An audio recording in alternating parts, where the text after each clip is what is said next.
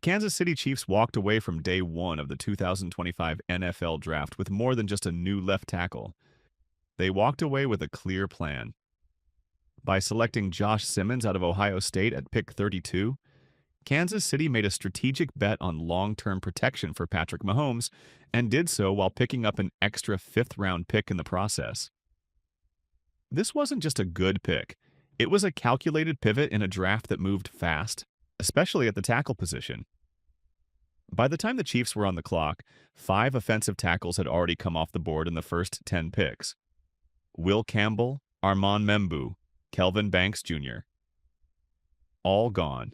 The run on the position was early and aggressive, forcing front offices to recalibrate in real time. Brett Veach responded with a small but savvy trade. Moving from 31 to 32 with the Philadelphia Eagles, who were targeting linebacker Jihad Campbell, Veach ensured Simmons would still be available, and in doing so, plugged a gap in Kansas City's draft capital. The Chiefs entered the draft without 5th or 6th round selections. That 5th rounder from Philly was a quiet win before they even made the pick. He's one of the more polarizing linemen in this class. Some scouts had him in the top 20. Others flagged durability and maturity concerns. But here's what you can't ignore. On tape, Simmons looked like the best pass-blocking tackle in college football in 2024. He allowed just 1 pressure and 152 pass-blocking snaps before suffering a patellar tendon injury midseason. That injury is real.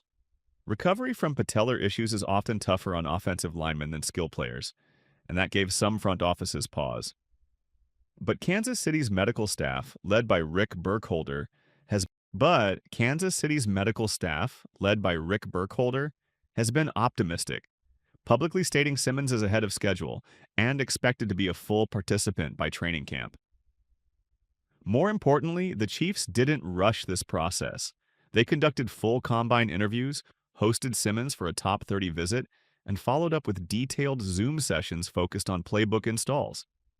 They vetted this one heavily, especially after what happened with Jawaan Taylor last year.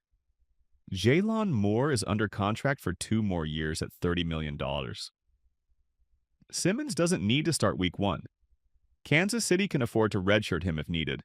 But if Moore goes down, or if Simmons progresses faster than expected, he becomes the next man up, potentially even replacing Taylor in 2026, if the team decides to move on from that contract. And here's the bigger picture. This is how you manage the Mahomes window. The Chiefs already have Creed Humphrey locked up as the highest-paid center in football. Trey Smith's extension is coming. You can't afford to be reactive on the offensive line. You need succession plans. You need cap flexibility. You need depth. Simmons provides all 3. The left side of the line was 1 injury away from being a liability. Kingsley Suamataia and Wanya Morris didn't show enough to warrant long-term trust. Simmons, if healthy, changes that calculus. Yes, there are questions. Arm length, consistency, maturity. But the Chiefs are betting on traits, tape, and a trusted medical timeline. They're betting on upside, and they're doing it in a way that reinforces everything they've built around Mahomes.